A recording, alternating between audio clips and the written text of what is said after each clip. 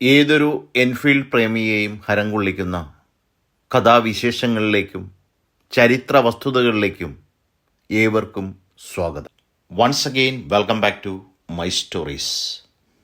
ഇംഗ്ലണ്ടിൻ്റെ മണ്ണിൽ പിറവി കൊള്ളുകയും ഒരു അതിഥിയെപ്പോലെ ഇന്ത്യയിലേക്ക് കടന്നു വരികയും പിൻകാലത്ത് ഇന്ത്യൻ ജനതയുടെ അഭിമാനവും ഹൃദയത്തുടിപ്പുമായി മാറിയ റോയൽ എൻഫീൽഡിൻ്റെ കഥയ്ക്കപ്പുറം ചില നഗ്നസത്യങ്ങൾ കൂടി കൂട്ടിച്ചേർക്കപ്പെട്ടിരിക്കുന്നു.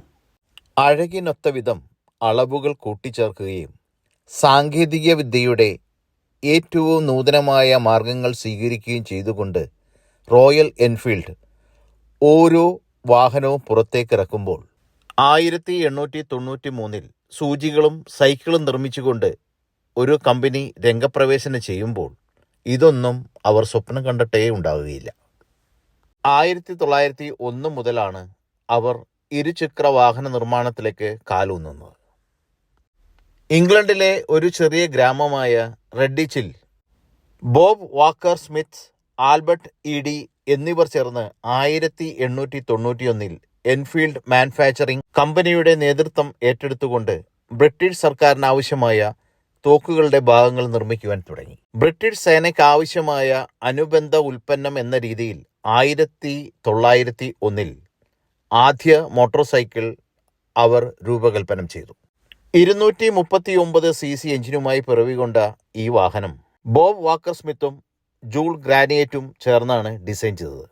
പിന്നീട് രൂപത്തിലും ഭാവത്തിലും കാര്യക്ഷമതയിലും കാലാകാലോചിതമായ മാറ്റങ്ങൾ വരുത്തുകയായിരുന്നു ഉണ്ടായിരുന്നത്. ഒരുപക്ഷെ അന്നത്തെ ചരിത്ര പശ്ചാത്തലം കൂടി അങ്ങനെ ഒരു വ്യവസായത്തിന് ഊന്നൽ കൂട്ടി എന്നുള്ളതാണ് സത്യം. ദി ഗ്രേറ്റ് വാർ എന്നറിയപ്പെടുന്ന ഒന്നാം ലോക മഹായുദ്ധം 1914 മുതൽ 1918 വരെയുള്ള കാലയളവിലായിരുന്നു അത് സംഭവിച്ചത്. Britain, France, Russia, Italy, America എന്നിവരും ഒരു കൂട്ടുസഖ്യം പോലെ ആ യുദ്ധത്തിൽ പങ്കുചേർന്നു. ജർമ്മനി, ഓസ്ട്രിയ, ഹംഗറി, ഒട്ടോമൻ സാമ്രാജ്യം തുടങ്ങിയവർ എതിർപക്ഷത്തും. അങ്ങനെ അലൈഡ് പവേഴ്സും സെൻട്രൽ പവേഴ്സും ചേർന്നുള്ള ഘോരമായ യുദ്ധത്തിന് ആ കാലയളവ് വഴിത്തിരിവായപ്പോൾ 770 cc വി ട്വിൻ എഞ്ചിനുമായി എൻഫീൽഡ് രംഗപ്രവേശനം ചെയ്തു. യുദ്ധമുഖത്തിനായി റോയൽ എൻഫീൽഡ് നിർമ്മിച്ചു നൽകിയ ആ ബൈക്ക് സൈഡ് കാറുകളിൽ വിക്കേഴ്സ് മെഷീൻ ഗൺ ഘടിപ്പിച്ചുകൊണ്ടായിരുന്നു ആ വാഹനം മുന്നോട്ട് നീങ്ങിയത്. യുദ്ധരംഗത്തുള്ള വിവിധ ടെറൈനിലൂടെ അതിവേഗം സൈനികരെ മുന്നോട്ട് നയിക്കാൻ ഈ വാഹനം ഉപകരിച്ചു.